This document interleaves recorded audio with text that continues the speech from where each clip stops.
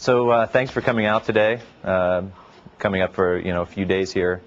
It's nice of you to take time out of your schedule to come and let us kind of blabber on to you for a while about Windows.NET Server. Who's in the room? I just kind of want to get a feel for what people are expecting out of this session. So who here would consider themselves an application architect?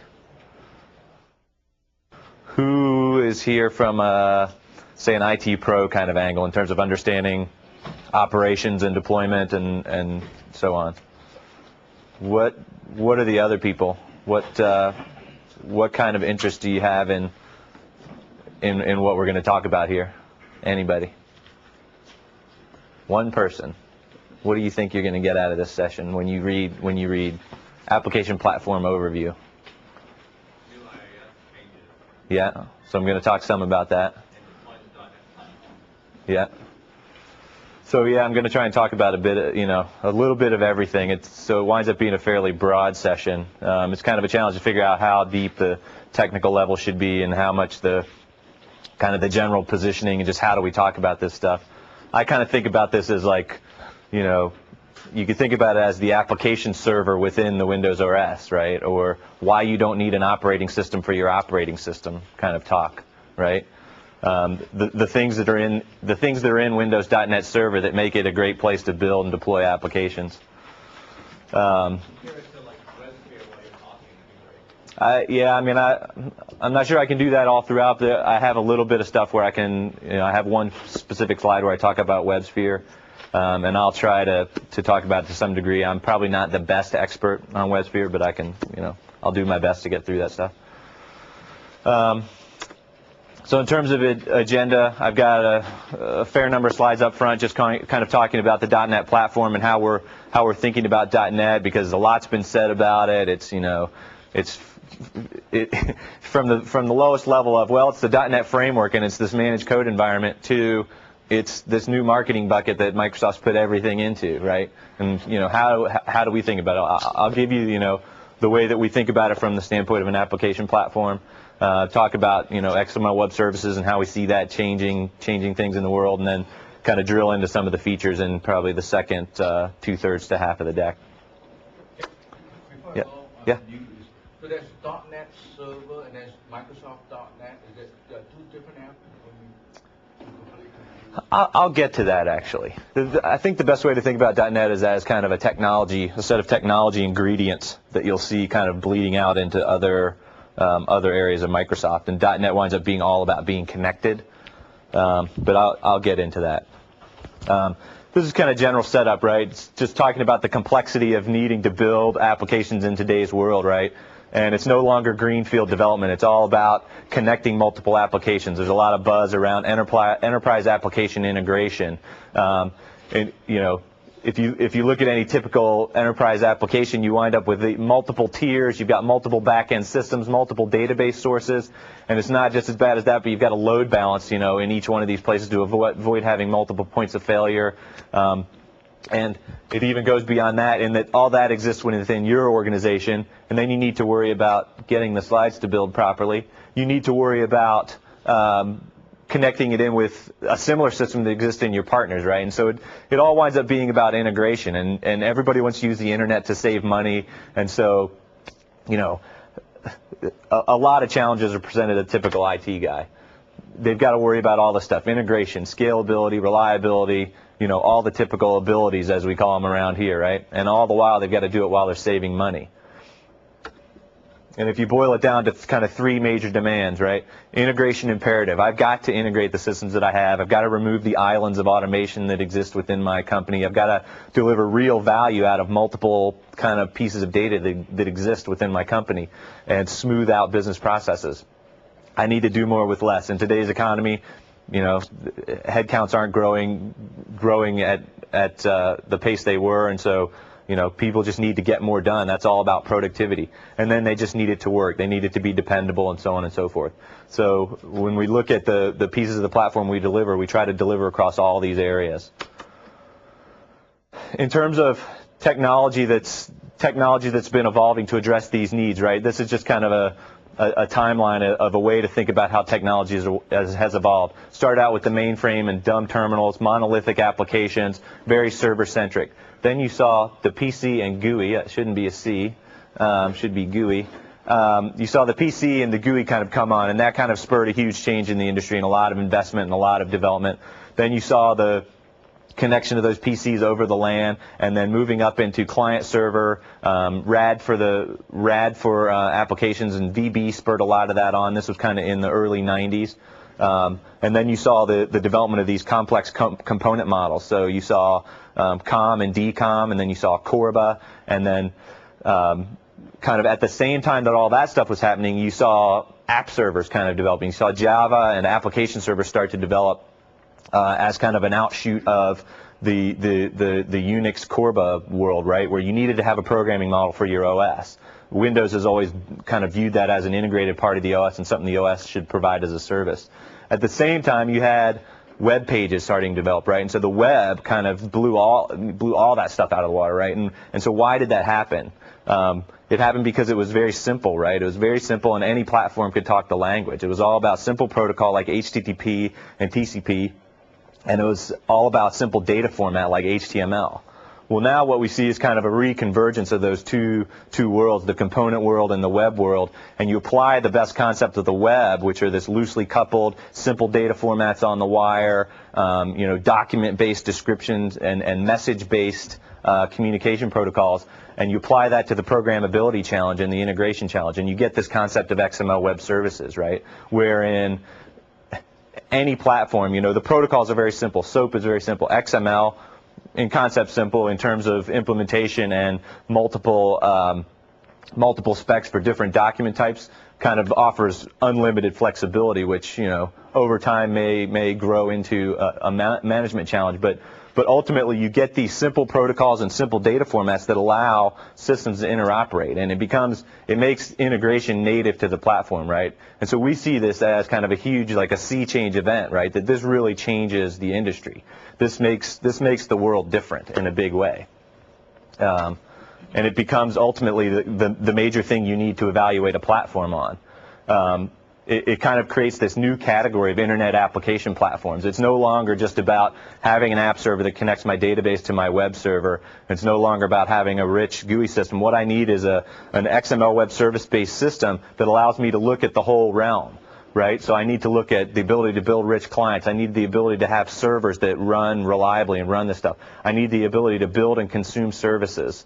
And then I need a set of tools that bring it all together. Right, and ultimately that's the way we view the Microsoft.NET platform, is a set of clients, servers, services, and tools that allow you to build on this integration substrate of XML web services. And so in here we kind of animate around all the products that are kind of dropping in against this vision, right? And kind of at the core, at least in this version, we drop in Visual Studio.NET, and the reason being, recently RTM'd, the launch is coming up in 6 days, I guess. And it's kind of the birth, the coming out party of .NET, right? Visual Studio.NET will ship the framework. It'll ship our new high productivity tool and basically enable people to get started now with building XML web services. So that's the .NET platform. This kind of gets to the point of how should you think about .NET versus Windows .NET Server. Ultimately, .NET is a technology for connectedness. .NET is all about being connected. It's all about XML web services. And so the things that it delivers. So XML web services or integration, development productivity, which basically maps to agility, and operational excellence, which maps to TCO or dependability and kind of best platform for operations. And what you'll see is the technology kind of going into all these parts of the enterprise software stack from Microsoft. Does that make sense in terms of how they? Does that answer your question? Yeah. Okay. But what's the difference between that Windows.NET Server family and the .NET Server and the previous page? And the what? The previous slide. Yeah, those on a server, they got two of them. So what's the difference? So Windows.NET Server family and the .NET Enterprise servers. Right. So the .NET Enterprise servers are SQL, BizTalk, Commerce Server, Exchange, and Windows.NET Server is it's the Windows server, right? It's the execution environment. And so let me keep going here. I think it'll. Well, let me talk through it, but I'll get to it. In essence, right, Windows.NET Server provides the application platform layer, Visual Studio provides the tool, and then the .NET Enterprise servers provide these building block components, right? And I'll get to it. But with that core, you could build your own enterprise server, right? You could build your own BizTalk if you want to. Don't recommend it, but you could, right? So the way to think of the enterprise server, .NET Enterprise servers, is these building blocks. If you need database, buy SQL. If you need messaging, buy Exchange. If you need business integration and transformation and long-running transactions, BizTalk, right? Commerce Server. They're pieces that you plug together that run on top of the common substrate. In terms of the .NET Advantage, again, it comes back to native support for XML web services, so you get integration baked into the system and interop with other systems, right? It's open protocol, simple data formats.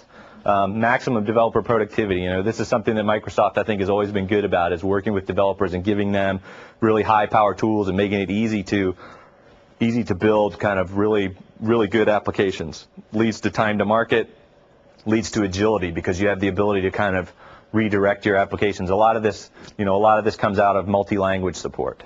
And then operational excellence. A lot of the kind of the core Windows server values, just to, I think we kind of, as Cliff Reeves would say, who's my boss's boss, he'd say, we put the camel's nose into the tent of the data center, in essence, with Windows 2000. And with Windows.NET Server, we'll continue to deliver against that operational excellence. The .NET framework brings even more to the table in terms of easy application deployment, more reliable applications due to eliminating entire classes of bugs like ref counting and memory leaks and so on. In terms of how does it stack up against the typical application server? So on the left is what I call the bad guys, on the right is us, and it ultimately comes down to Java not being a high-performance execution environment, basically. We optimize for the Windows platform, and therefore we get to take advantage of a lot of knowledge about the platform and can basically have the ability to integrate things tightly and make things run fast. Whereas a lowest common denominator, deploy this single language execution environment on every server, you just don't get there. You get a lowest common denominator non-optimized subsystem. We believe fundamentally in interop at the protocol and data format level, as opposed to interop at the code object level, and the ability to take that same object and run on any machine. Ultimately, you see the numbers here, and basically what this was is it was a leading app server. I can't say who, is an internal benchmark, but basically running on Linux, J2 app server versus our same, virtually exact same application. This is something you may have seen on the web. This is the Java Pet Store. So this is a popular, it was called the reference implementation from Sun. So Sun put out this reference implementation that was the Java Pet Store, and then all the vendors took this thing and said, look, we run this app. We are a certified J2 app server vendor. What we did is we took that app and ported it to the .NET platform, and what we wound up with was an app that was 28 times faster, supported 6 times more users, and took 1/3 the code to produce. So that just kind of, I think, speaks to the productivity point. So this is the .NET versus WebSphere slide I was talking about, in terms of how do we see the thing mapping up, right? So I think that IBM makes a lot of noise with WebSphere about support of standards, and it's a standard J2 implementation. But if you kind of start to drill into it in detail, you realize that it's kind of a patchwork of tools that have been put together. At the core, they do support a J2 kind of app server at the core, but as soon as you start to move out beyond that core, you're in the WebSphere platform. And so in terms of stacking up .NET versus WebSphere, kind of looking at the 3 categories that we consider important, right? So XML web services and integration, developer productivity, and operational excellence.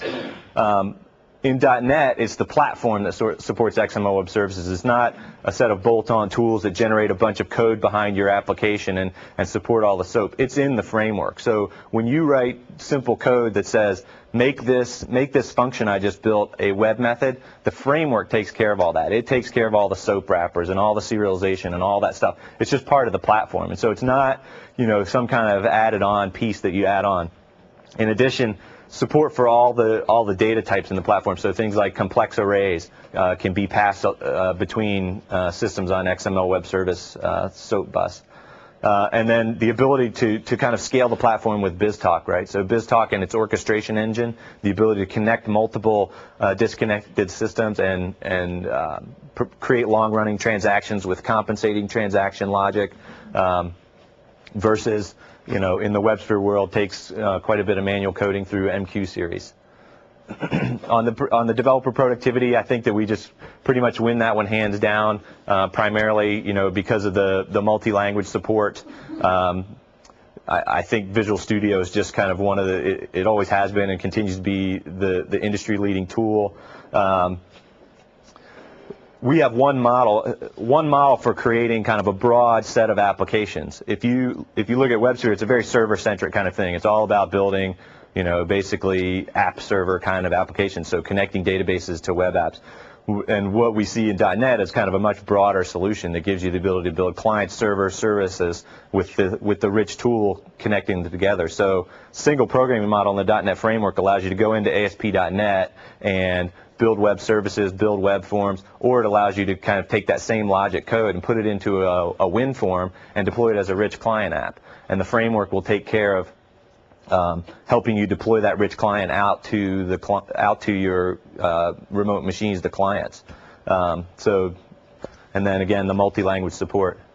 And then in terms of operations, we talked about the performance already. The .NET framework brings a lot of things to the table in terms of simplifying deployment applications from the standpoint of like Xcopy. You just copy your applications up to the web server. There's no registration of DLL. It takes care of versioning, so DLL hell goes away. And configuration through simple XML files, so easy access to scripted management and so on and so forth.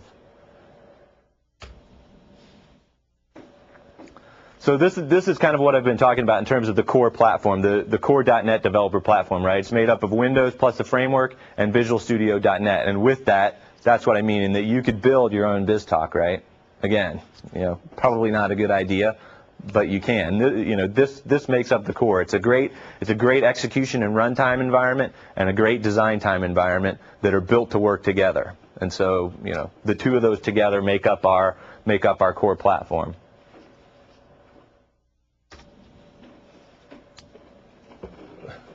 And again, I've kind of talked about this already, but the ability to take this core platform and then layer on the enterprise servers, right? I could put SQL in here and have the database infrastructure, but this is kind of one of the most interesting scenarios in today's world is the need for a common integration substrate in my data center to connect my multiple applications. We kind of view the .NET application platform as providing that layer, right? High productivity place to write your code, XML web services for connecting to multiple applications, and then an orchestration engine for doing the high-level business processes.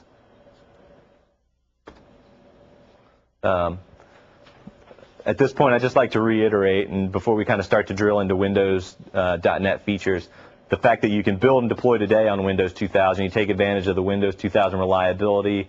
The Windows 2000 servers has, I think, proven itself in a lot of ways in terms of scalability. If you look at TPCC and TPCW, we own the TPCW list completely. The TPCC list, for scale out, we own that list, and for scale up, which is single machine, we have 2 of the top 10 in that list. So I think that the momentum's growing around Windows scalability, and I think there's always been a lot of objections. Microsoft doesn't get the enterprise, Microsoft doesn't scale, but I think that more and more you're going to continue to see those perceptions fall away because it's the momentum and the focused attention that Microsoft can bring to that challenge, right? When you sit down in a room with all the kernel developers and the IS developers, and you do a performance review of the platform, and you've got a focused team that does performance reviews, and they're ticking away and they're getting down into the details of the thing, and they're saying,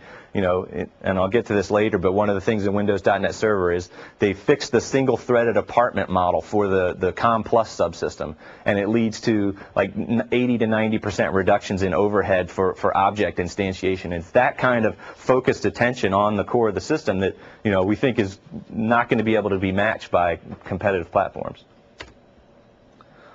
So starting to look at Windows.NET Server, it's always been about providing a programmable system in the OS, right? So things like COM Plus for transactions, MSMQ for loosely coupled, IIS for HTTP services, Active Directory for identity, ASP.NET.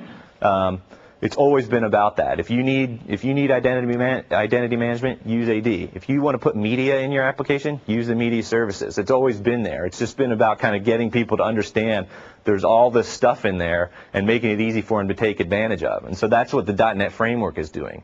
It's saying now you have a managed code environment that exists within your OS. It's a safe place to write applications. It's highly productive, and it's a single programming model for getting at all this stuff.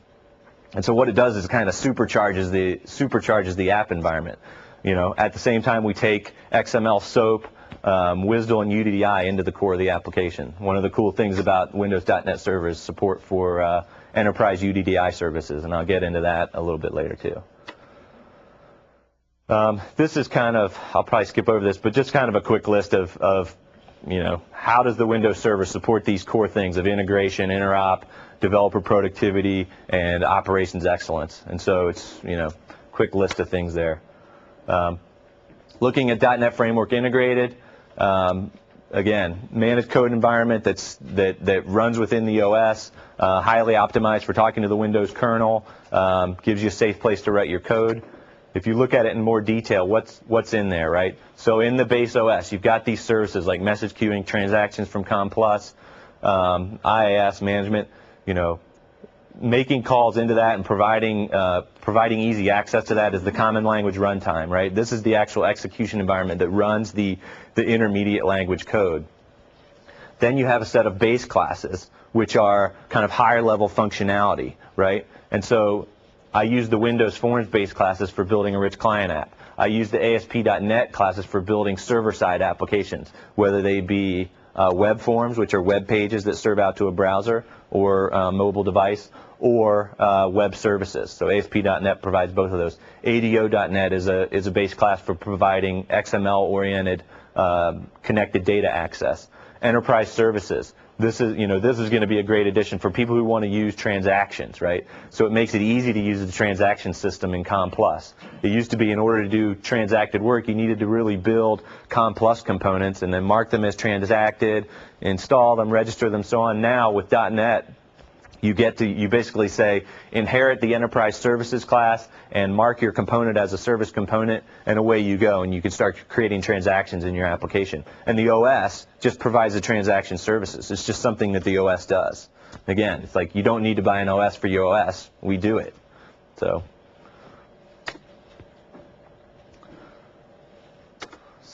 IIS. Somebody in the back said they wanted to hear about IIS. Let me just call all these up. So IIS basically has been, I may not talk through this in the right order. IIS has been re-architected for Windows.NET Server. So IIS 6 has a new process model that basically talks to a kernel mode HTTP driver, which will no longer run, the HTTP handler will no longer run any user code. All user code has now been moved off into these things called worker processes, which will handle all the work. And I'll show a diagram about that later.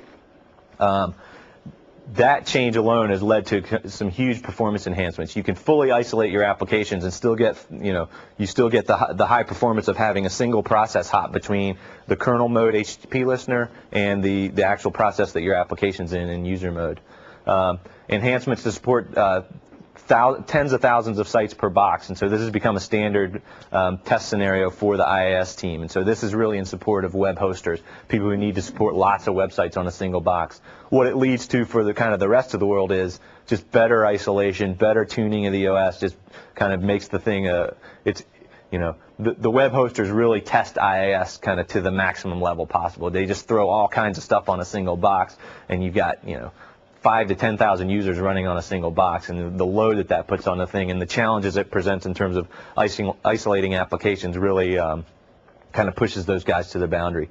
The ability to recycle applications leads to more reliability, whether it's .NET applications or so on.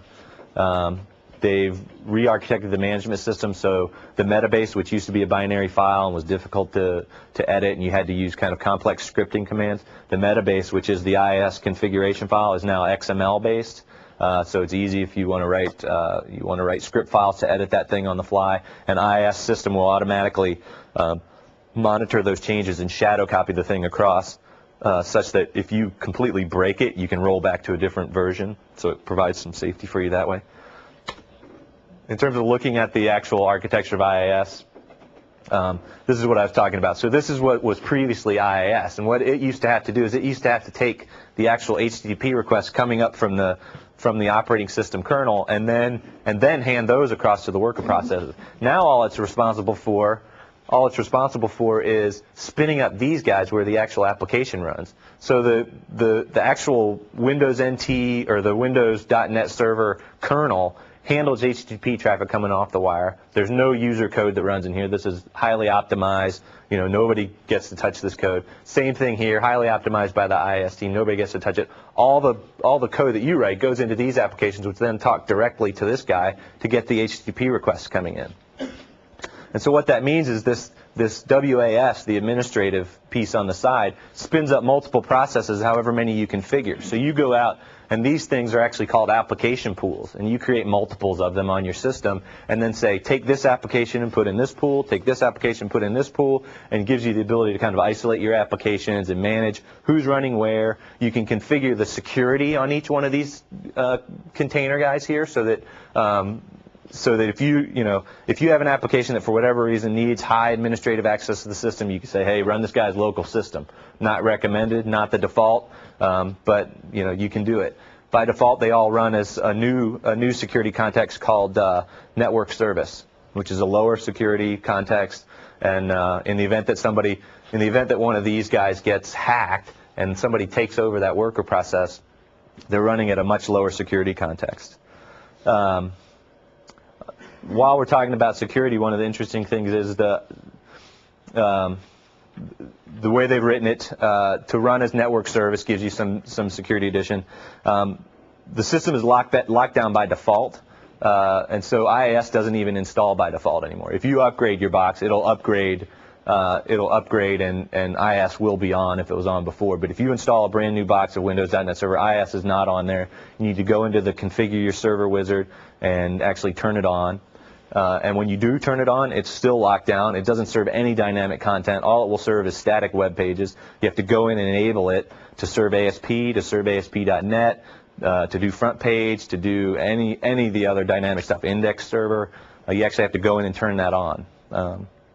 So, kind of locking the system down by default. Yeah?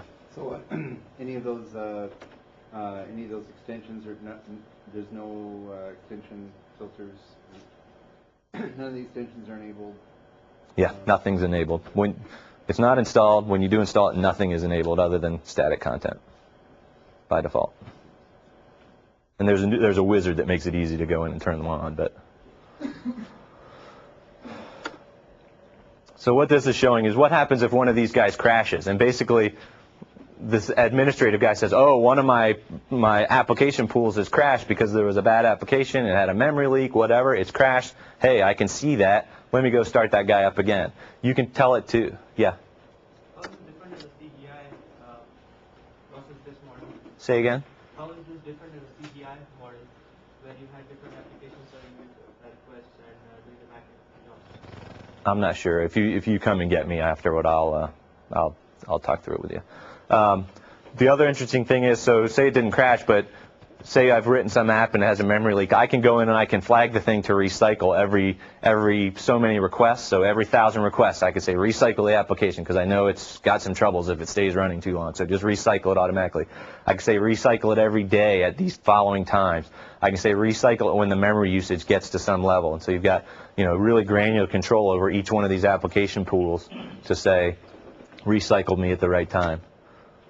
Right? So it spins away, and when it does recycle, one of the cool things it does is it actually spins up a new application pool for that application and says, hey, any requests coming to this website, send them to the new process. Any of the requests that the old one was handling, they get serviced before it gets torn down. So there's no interruption of service. It's just spin up a new one, send all the new requests over, and then bleed this one down. Yeah. Are you going to cover how that transfers stateful information with the recycled app? I'm not, but there's a detailed session on IS. I don't have the exact session number, but there's a detailed session on IS, and the program managers from there are going to be going into this stuff in detail. I was actually going to demo this stuff, but they're going to do it in their session, so I didn't do it. The other cool thing about the process model lets you run this is just talking about the isolation thing, basically. So your existing ASP applications will run in this model. ASP.NET applications will run in this model, and then you could have Cold Fusion, whatever, running in some other application pool. And you can actually, by application pool, you could go in and configure different, different extensions or different request handlers, right? You have different versions of an ISAPI by application pool if you wanted to.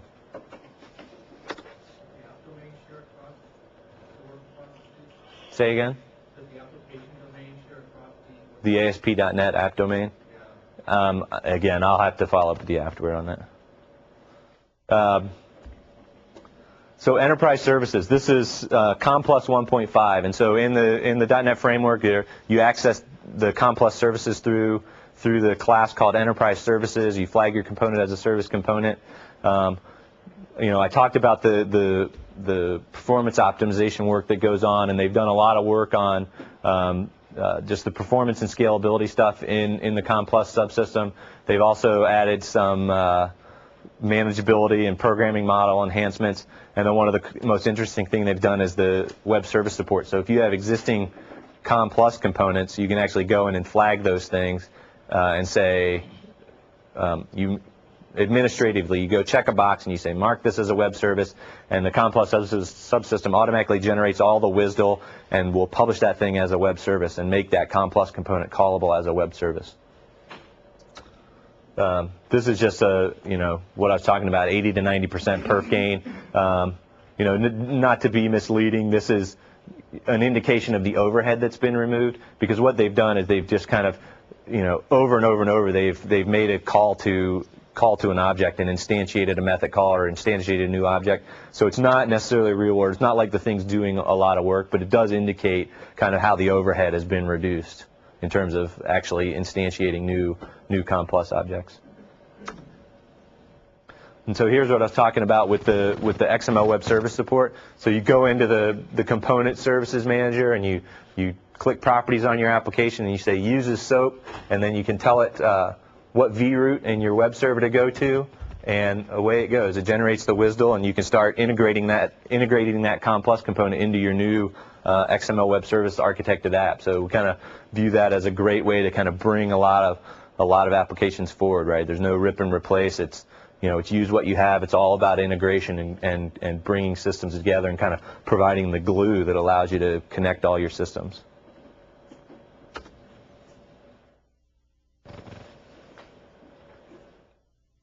So enterprise UDDI services, another cool part of the application platform. Microsoft's been running on the public internet, uddi.microsoft.com for, I guess, on the order of 6 to 9 months now. And what happened is that we went out and we're talking to companies about UDDI. They said, hey, that's really cool. I understand that, I can take my XML web services and register them in UDDI and make them easy to find. It's kind of originally envisioned as this yellow pages in the sky, where I could search for programmable resources instead of searching for web pages. But what they said is, I don't want to publish my programmable resources on the internet. It'd be cool if I could run one behind my firewall. And so we said, yeah, that makes a lot of sense. And the UDDI team basically took the same code, the same production code that was running the public internet node, and took that in, optimized it for management, optimized it for performance, and then integrated their security model with Active Directory.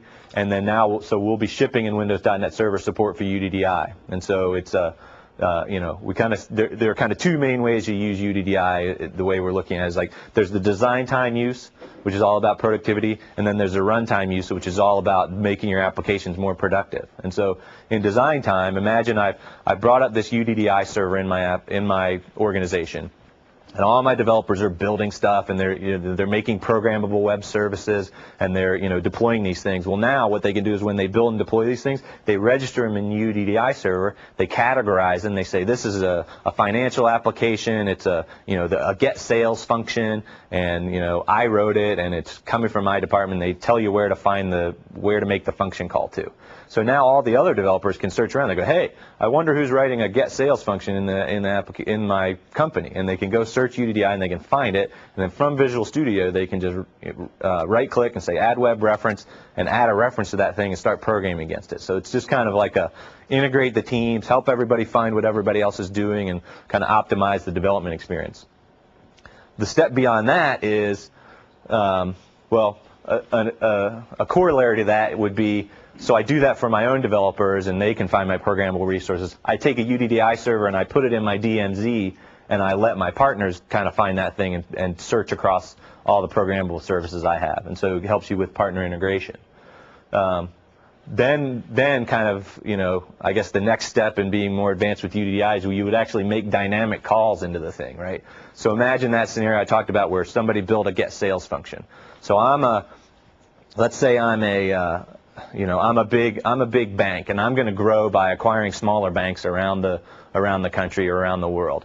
And the first bank that I buy, I tell them, hey, you need to build a daily sales reporting app that I can call you, and I'm going to call you with web services. So you build a function called get sales, and I'll call you with the start date and the end date, and you tell me how much money you made for that date range. The guy says, okay, and he builds it, and he builds an XML web services, and he registers it in the UDDI server. So now, great, I've got this definition of what a function looks like, and I know where to find it. Now I buy my second branch, and I go, hey, okay, I know what you need to do. You need to build a get sales function too, but I don't want to just build a new one. I want you to look at the one that already exists on my UDDI server and build the exact same thing. I don't care how you get it done. I don't care what system you use. Just build it so it works with this same function spec. And so he goes to UDDI and he pulls it in. He builds the function stub, and he codes in whatever he needs to do, makes his back-end system calls, and then he publishes the same get sales API. So now I've got these bank branches that are all implementing the same API. I don't know how they're implementing it, but they're all implementing the same API, wrapping their own systems with XML web services and publishing this thing. So now I, as the central guy, I can build a central reporting app that just says, hey, I'm going to run a sales app for this date range. Let me call UDDI server and see how many people support the get sales function. So today it's 100 bank branches. Next month it's 110 bank branches, and my central reporting app just automatically gets a list of them all and then calls them all and then sums up the results, right? So it's kind of the dynamic reporting application, late binding with UDDI kind of thing. It says here at the bottom, available today for Beta 3. The UDDI stuff didn't actually make it onto the Beta 3 CD, so if you were looking for it, you wouldn't have found it. There's actually a download that you can get and install on Beta 3. It'll be in the box at RC1, fully integrated and installable from the optional component manager. So if anybody's interested, I can get you the link. This is just kind of a more detailed look at what UDDI service is. One of the interesting things about it is it's actually the managed code service, so it's an ASP.NET application. Yeah? What's the protocol of access between you and the UDDI.Microsoft.com? I'm not sure I understand. The protocol of access? Yes. So if it was a client application trying to access UDDI.Microsoft.com or any UDDI directory service, what's the protocol of the communication? Is it HTTP? It's SOAP, yeah. It goes over SOAP, right? So you can go over HTTP, and you can go, and there's actually an interface. Yes. Repeat the question. Yeah, thank you. The question was, what is the access protocol for getting to the UDDI server?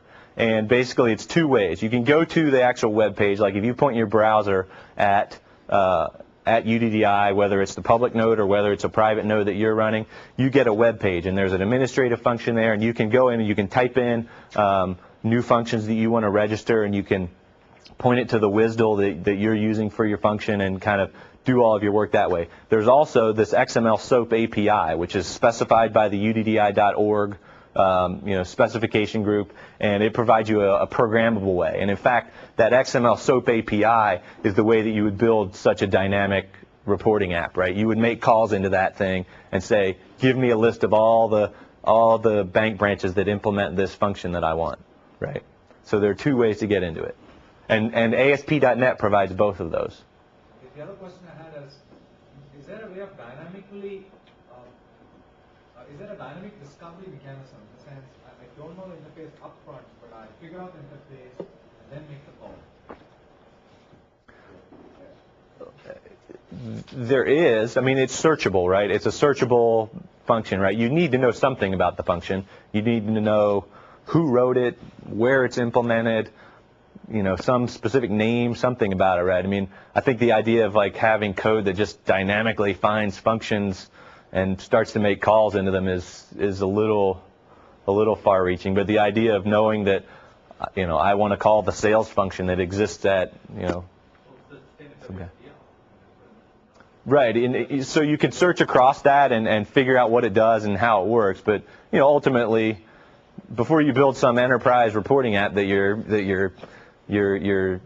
chairman of the board is going to be checking daily sales for your retail company on, you're probably going to check to make sure that you're not calling some function that Joe Blow wrote and published, right?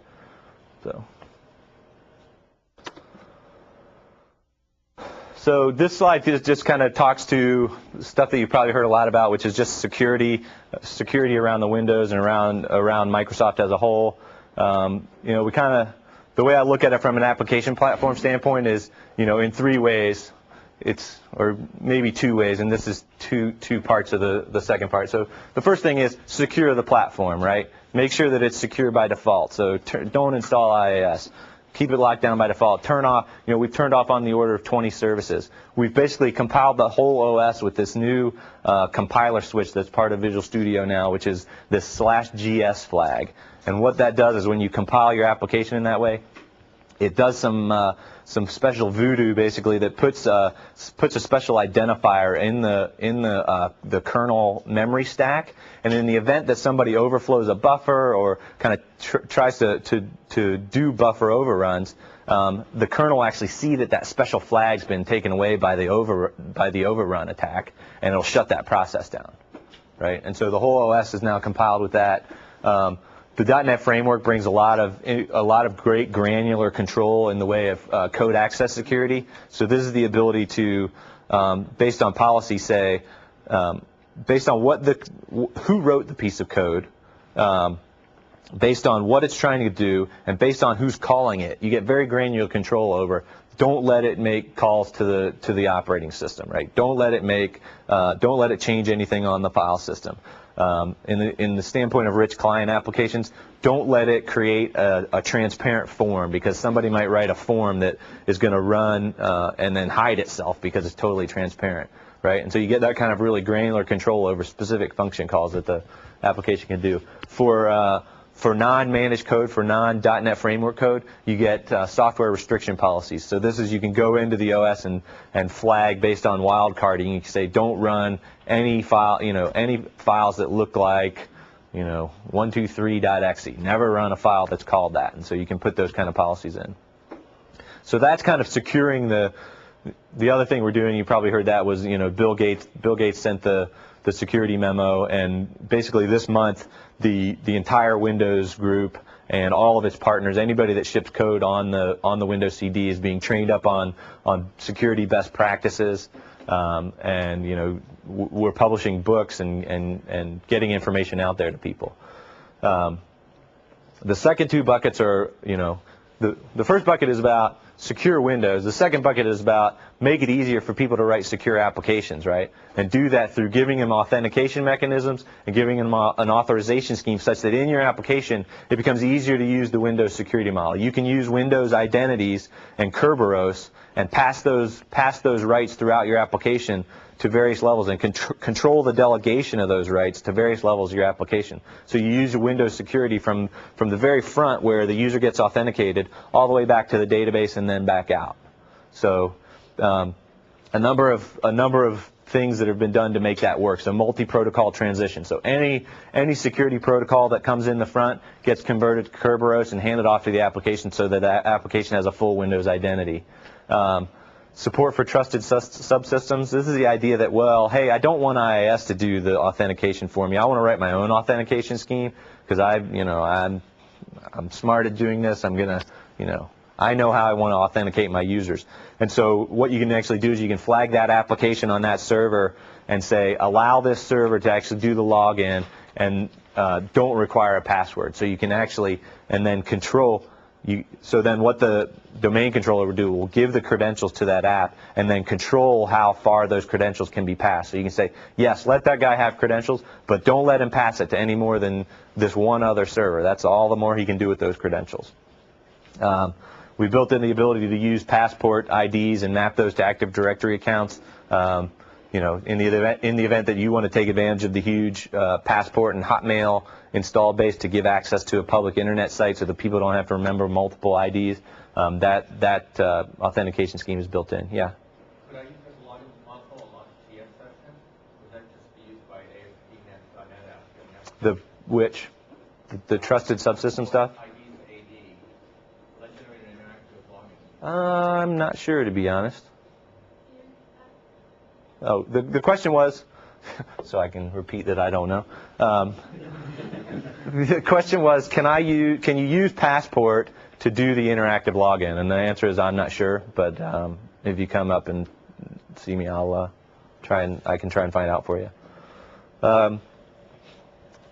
In the authorization realm, we've got support for role-based authentication both in COM Plus subsystem and in the ASP.NET subsystem. We've got the introduction of a new kind of broader authorization scheme within the overall OS that will provide a management console and a set of technologies for actually removing authorization code out of your application and putting it into a centralized location so that when business logic changes, administrators can go in and actually change the authorization policies. Seamless impersonation, again, this is the kind of the concept of passing identities throughout your application, and then constrained delegation, again, where you kind of lock down this trusted subsystem from being able to pass its credentials on to anybody else. In the realm of scalability and reliability, again, this is something that application servers preach a lot of time, and it's, again, why do you need an OS for your OS? But network load balancing, right? So they've introduced a number of enhancements. So virtual clusters, which is basically the concept of having a single NLB cluster run multiple virtual IP addresses. Bidirectional affinity, which means you can load balance on the front end and the back end of the server. There's actually a session on this. In fact, most of the stuff I'm talking about here, there are deeper drill down sessions on. So if any of it sounds interesting, go find those sessions. NLB manager, so it used to be in order to install and manage it, NLB, you went into the network protocols and you had to go in and say add network protocol, network load balancing, and then go in and configure everything on each machine and on each network card. And now there's actually a centralized manager where you can do that from, so that's kind of a good addition for web farms. Clustering, so the back end style of clustering, right? Network load balancing is the front end, web farm, take network traffic and load balance it. Microsoft Clustering Services, the back-end failover used primarily for SQL. So you've got two machines with a shared disk, and if one goes down, the other one takes over the SQL traffic. They simplified setup on that, support for larger clusters. So Enterprise Server will support four machine clusters on the back end, and Data Center will support 8 machine clusters on the back end. And they've also enhanced the WMI support, so you can get at the status of that system and manage it through WMI-based calls. And then web farm session state. So web farm session state, think of that in terms of working in conjunction with network load balancing. So it's really primarily a feature that comes out of the ASP.NET technology. And what it is it's actually a service that runs, a service that can run on the machine that your web application is running on, or on a separate machine where it logs to the database. And it basically, in ASP.NET, when you're writing your web applications, one of the biggest challenges is how do you kind of manage the state of, how do I know what are all the user settings? So where's all the shopping cart data for that particular user going to go? And it used to be people would kind of do a lot of work with cookies, and it was kind of complicated to program. And what web farm session state does is it gives you a simple API where you can store your session state and get back to that thing on each request that the user comes back with. And you can then, at deployment time, you can decide how is that web farm session state going to be built. So the developer, he just uses the session state object, and he knows it's an easy way to program. And then at the time you decide to deploy the app, you can say, well, I'm going to put session state on each box because I'm not load balancing and I don't care. Each box is going to have its own session state. Or you can put it on a different machine and it runs in memory and it's a session state in memory object. Or you can configure it to actually go into a database. And there's a great session on this called ASP.NET Best Practices, and he talks quite a bit about web farm session state and how best to use that. And I think the number he's talking about is to actually put your session state information off box into a database is only like a 30% perf hit, which is a pretty big deal in terms of being able to give perfect fault tolerance across your web application, since all the session state is put into a different box. Yeah. Has there been more work with cluster awareness, for example, like Dr. Watson with cluster awareness? Like, has there been more areas? I expect there is. I don't know the details of it, to be perfectly honest, but there is a session. Manoj, I can't pronounce his last name. Nayar is Manoj N is doing a session on the clustering technologies. And I think it's right after this. I'm not sure which room. And the question was, is there more cluster awareness? There's some processes that aren't cluster aware. Right. Yeah. So what, is there more cluster awareness in the OS? So are more services in the OS enabled for cluster awareness? And again, I'm gonna punt to a different session. Yeah. So as part of this, you identified like a front-end clustering and a back-end clustering. Right. The back-end clustering more for the database. Right. So is the back-end cluster more like a tight cluster? It's more of like a shared disk cluster. So the network load balancing is really where, so say I have 4 machines that are going to handle the front of my website. They talk to each other and say, hey, let's share all the traffic that's coming to us. And they all become kind of listening on the same IP address, right? And so they look to any machine that's trying to call an IP address. That machine doesn't know there are 4 there because they've decided to work together and handle all the traffic. And so that's load balancing, right? And so that provides you this linear scalability, the scale out kind of model. The back-end clustering, the Microsoft Cluster Service, that's a shared disk kind of thing, right? Where you've got 2 machines that either over SCSI or over fiber channel actually are connected to the same physical disk, right? And it's more than likely going to be some RAID array, so it's fault tolerant as well. But in the event that one of the machines fails, they kind of talk to each other with a heartbeat. And in the event that one fails, the other takes over. It's less of a scalability and more of a reliability, availability kind of thing. The other question is, Yep. you talked of web farm state.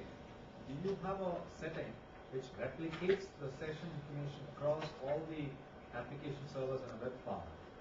Right, so the question is, on web farm session state, do we have a setting that replicates the session state across all the servers that are in a web farm, right? So it's this idea I've got multiple servers in the front and there's a session state object. So that's what I was saying, is that the programmer just uses the API for session state and builds the application and says, I know that my session state is going to come back to me and I don't know where it's getting stored, but it's getting stored. Then at deployment time, you have the option. So you could either run it on each box individually, and at that point it would not be synchronized. You could put it off on a separate box and run it in memory it runs as a Windows service basically. So you go into Service Control Manager and control, how it starts up and all that. And so that's actually an in-memory storage spot, and then all the boxes would point to that thing. Or you could configure them all to point to a database and actually put it in. And from the programmer standpoint, he has no idea that there's actually a database involved. So it's not so much a question of replicating. It's really more putting it into a centralized location.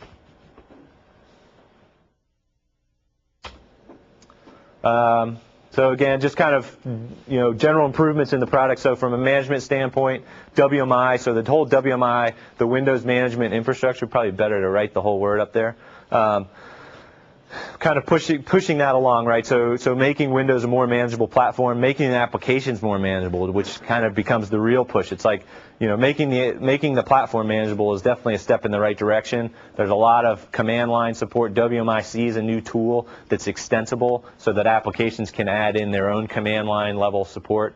But it gives you great queryability of WMI counters and the ability to basically do like SQL commands across WMI counters. One thing that's really interesting is in Visual Studio.net is making it easier to both consume those WMI events. To say you're writing a management application, you're writing an app that you want to use WMI to control things. Probably the more interesting thing is making it easy to actually instrument your applications so that they are manageable, right? And so pushing down that road of saying, let's make it easy for the developers to write manageable apps. Let's make the Windows Server actually provide the infrastructure and kind of move the whole platform along. IS6, I talked about that already in terms of manageability, XML-based configuration, the ability to actually go in and change the metabase and save the changes, and those kind of roll in the changes automatically, and you don't have to stop and start the service. You just edit while it's running. System tracing enhancements and application verifier. These are kind of low-level functions that system tracing is like, it allows developers to instrument their applications with no overhead. And so that the administrator can then, at runtime, say, yes, turn on tracing or turn off tracing. And as long as the developers have used this system, the application will just automatically start dumping all of its event info if something's going wrong. And then I turn off tracing, and all that overhead's gone. So it's basically, a no-op for the tracing statements that are in the program. And then finally, the application verifier. This is, again, a low-level thing. So applications that aren't instrumented but seem to be having some troubles, this tool will actually give you very detailed information on memory usage and thread counts and window handles and, all kinds of detailed settings about an application. So you can kind of try to evaluate what's going wrong and debug. Deployment, and again, I talked about some of this stuff.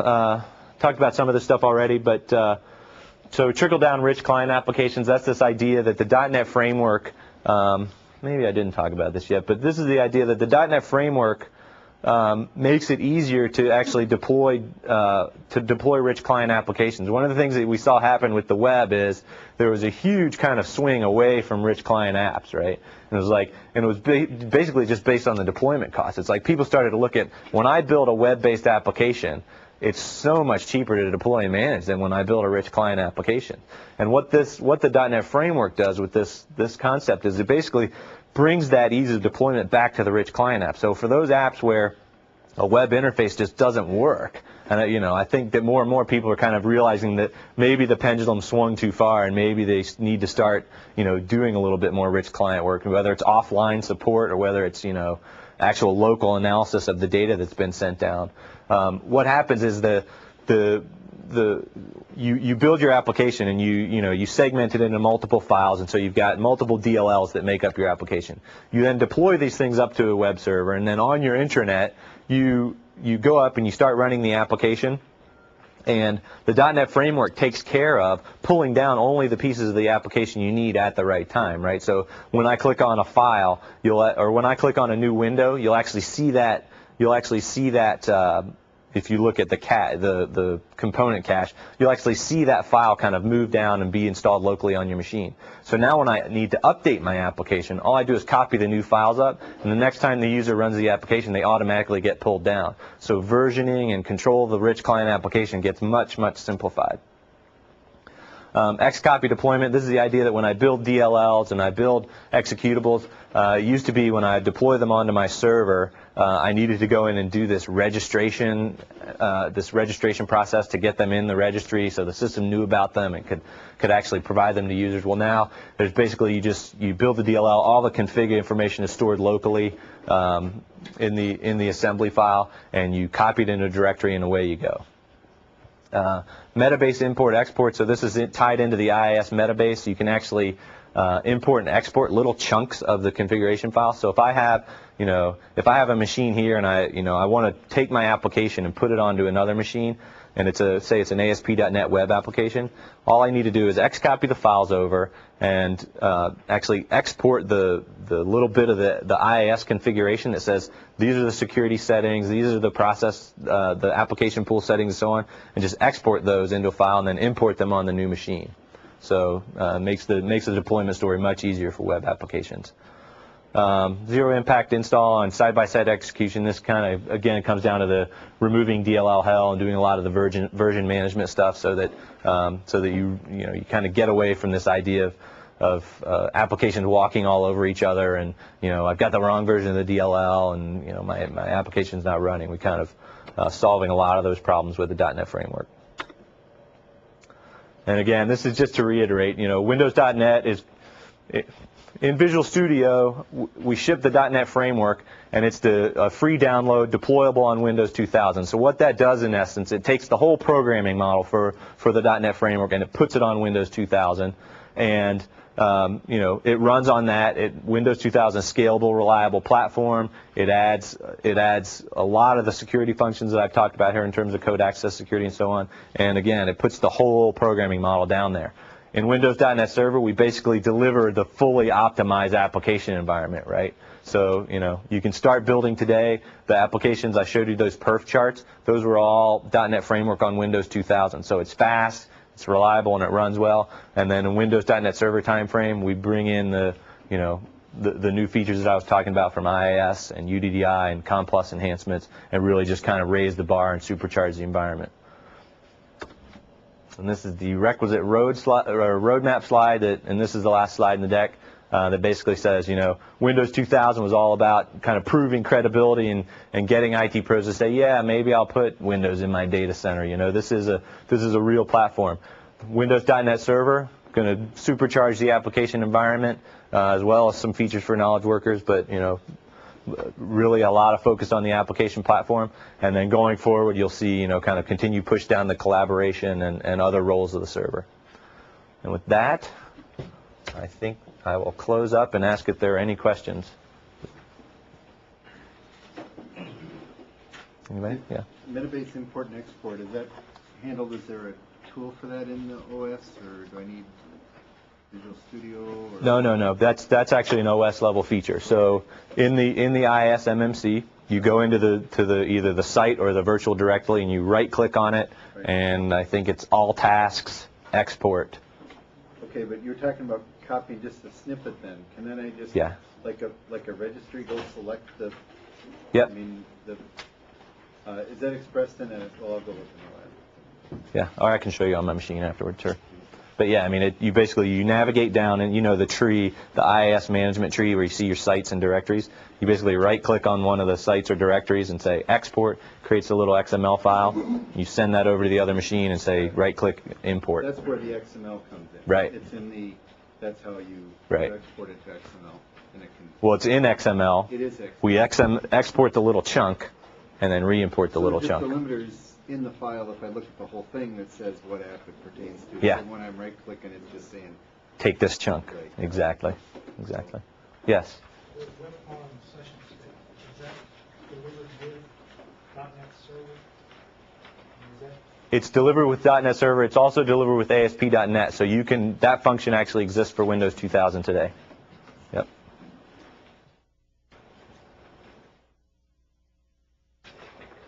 Yes. How tightly is this integrated with the absence? Say again. How tightly is .NET Server integrated with the absence? Okay, so again, it comes down to kind of the core platform and then the enterprise servers that you can add on top. So, yes, sorry.